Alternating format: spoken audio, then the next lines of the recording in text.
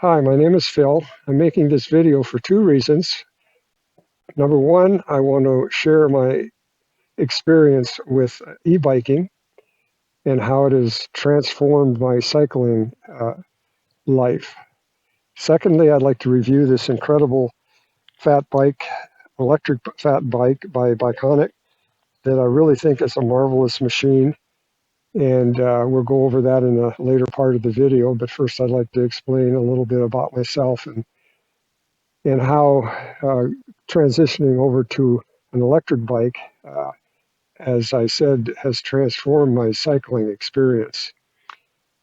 So, getting back to the road biking that I did, about 3 years ago, I got fed up with getting run off the road by inconsiderate motorists.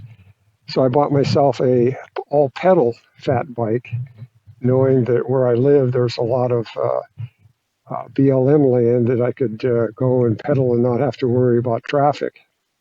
So I enjoyed that for about 3 years. And then I had an experience in Death Valley that kind of scared me a little bit. I kind of overextended myself on a hot day. It was about 110 degrees, and I think I went a little bit too far out into the desert. So I turned around and came back, and sure enough, as you all know, anybody that's ridden a bicycle, is the wind is your greatest enemy.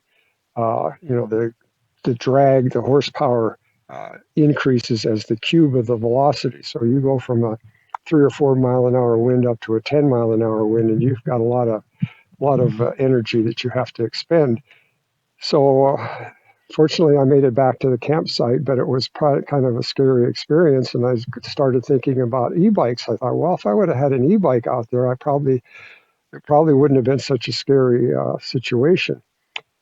So, not knowing too much about e-bikes, I bought this one here, and I really lucked out because this is just a fabulous bike.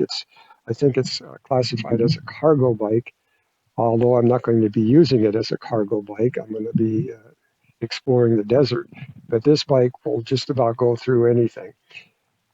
So what it has done for me is, as I said, it's extended my range. I can go on a 15, 20, 25-mile ride, even in hot weather, without a problem, because you are spreading that energy that you're expending out over that distance. And that was the thing that put me off about e-bikes, is that it was kind of a naysayer. I says, that's cheating. Every time someone would talk to me about an e-bike, I says, oh, you're a sissy.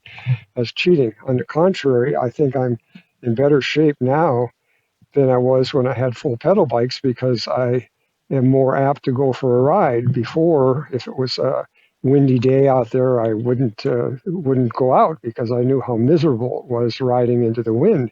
Now with a electric bike, the wind is not a factor. You don't even notice that it's windy out. So that's really been a big help for me. And as I said, I do more riding now than I ever have. Uh, I've had this bike for about 2 months, and I've got 1,500 miles on it already. So very, very, very beneficial, I think. So if you're thinking about buying an electric bike and thinking that you're not going to get your exercise, of course, that's up to you. You can put these on different assist levels and have the motor do almost all or most of the work. But I generally don't do that. If you want a good workout, I usually leave it in assist level 1, unless I'm going up a hill or something like that. And actually, surprisingly, as heavy as this bike is, and with those fat tires, if you have the tires pumped up to a little bit over 5 psi, so they're not real soft, you can actually pedal the bike. For instance, this morning, it's pretty flat where I'm at right now. I'm going to go behind me and climb some mountains, but on this flat area with no wind, I shut the motor off and just pedal it naturally, normally. So they are a great machine. It's one of the most, bicycles are the most efficient means of transportation, and e-bikes have really really opened up that to a lot of people, and people that unfortunately do have some physical handicaps, getting older and such. These bikes are wonderful. And what's really nice is I really feel green about this bike is that I have a motorhome, and on the top of the motorhome I have about 1,000-watt solar panels. And so when I'm done with the ride, I plug this in and I'm charging off of the sun. So it's totally green. So let's go and find another nice spot, and I will go over some of the features of this wonderful bike.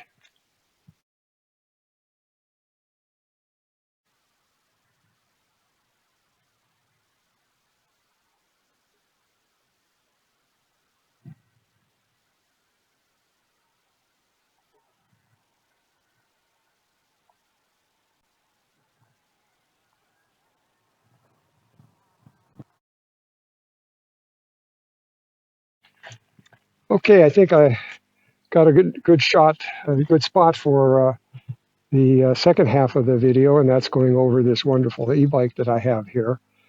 As I said, I did a little research on it. I did have some criteria, and one of them was I wanted to get an e-bike that had the most batteries, most energy in their batteries. And this one here has two 15-amp-hour batteries integrated into the downcomer, which I think the engineers did a great job with that, making them just seamless. A lot of e-bikes, they have the batteries tacked on. It looks like an afterthought.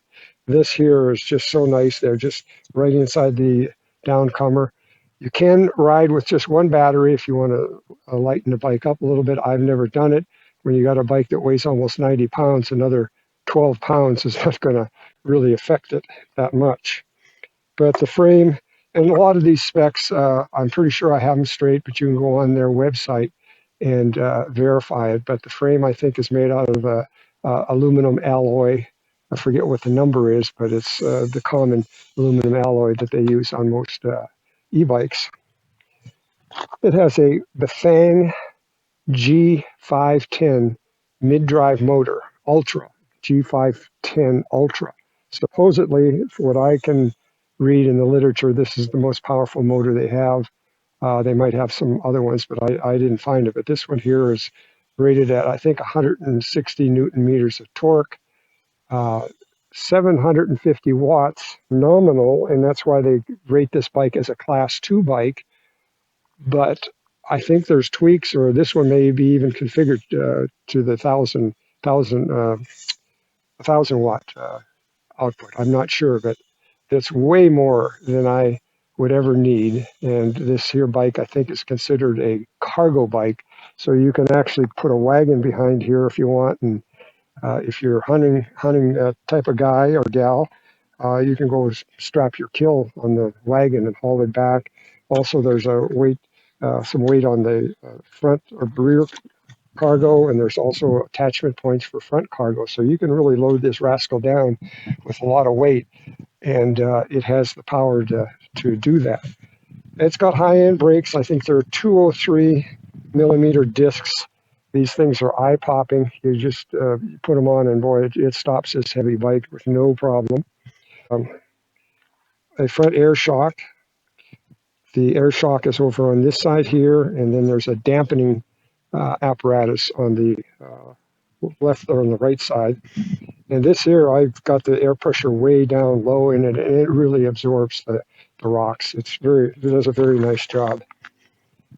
And this is the MD750, and I believe they have the hub drive, the HD750, which is a hub drive model, and I'm pretty sure they're coming out with an MD1000, and that's going to be the ultimate e-bike, cargo e-bike. And what the differences between the MD750 and the MD1000 is that it still has the G510 Bafang motor, but it has a drive belt, a Gates drive belt, carbon fiber drive belt, and a roll-off hub in the back. And roll-off hubs are just the gold standard for internally geared hubs.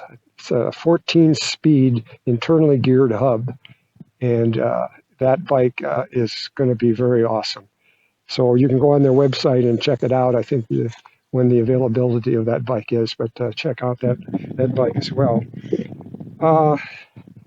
So that about does it on the bike. It's like I say, it's very well constructed. One nice thing about it is that you can charge both of these batteries at the same time. They have a charging port right here. Plug your charger in, and it charges both of the batteries at once. This bike, they say, I think on the website, that you should be at least 5'10", 5'11". I'm only about stretching it maybe 5'8". I have an inseam of about 31. The bike is a little bit too big for me, but don't let that turn you away from the bike. So here's how I solved it, is that I put a dropper post on it. These things are killer. So when I come to a stop, I put the seat all the way down, just lean the bike over a little bit, and no problem. And I will include some pictures of coming up here on the hill. I put it in, I think, what gear do I have it in? Probably, I don't know, maybe fourth or fifth, and assist level 2. And I sat down pedaling up these hills. It just came up with no problem. So anyway, I highly recommend this bike. If you're looking for this type of bike, it is a heavy bike. You can, the ideal height would be around 5'10", I guess, or so, but it works for me. I'm a shorty, and the bike works for me. If you want a bike that is hefty, I mean, I have my carbon fiber fat bike is a carbon fiber fat bike, and it weighs like, I don't know, 30 pounds. And I rode both of these with no pedal assist on this, and obviously no pedal assist on the carbon fiber fat bike. And it just seemed easier with this. I guess once you get this mass going, as long as you don't have to go up a grade or there's no wind, this thing here is just effortless in pedaling once you get it going.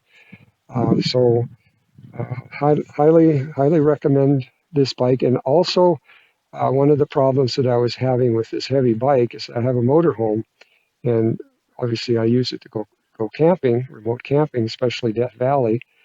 But I discovered this morning, I think it's called the Black Widow motorcycle mount. And it's an aluminum mount that you put on the back of if you have a trailer hitch either on your truck or your motorhome, and it has a ramp.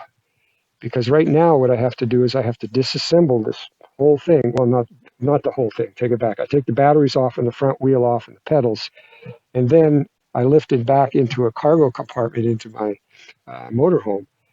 And so that's a chore. And I found this morning that I'll put a link in the description, and it looks like a really nice. It's actually made for motorcycles, but the YouTube clip that I found it on, the fellow used it for a e-bike, and it has a capacity of 300 pounds. So this bike here, or any e-bike would be wouldn't exceed its capacity. So anyway, thanks, gang, for listening. Please visit my website, and as they say, like and subscribe. The website is a work in progress, and there'll be a lot of basically this bike riding in the desert. That's what I enjoy doing. The Southwest United States, Death Valley, down to Arizona, Quartzsite. So thanks for listening, and you guys and gals have a great day.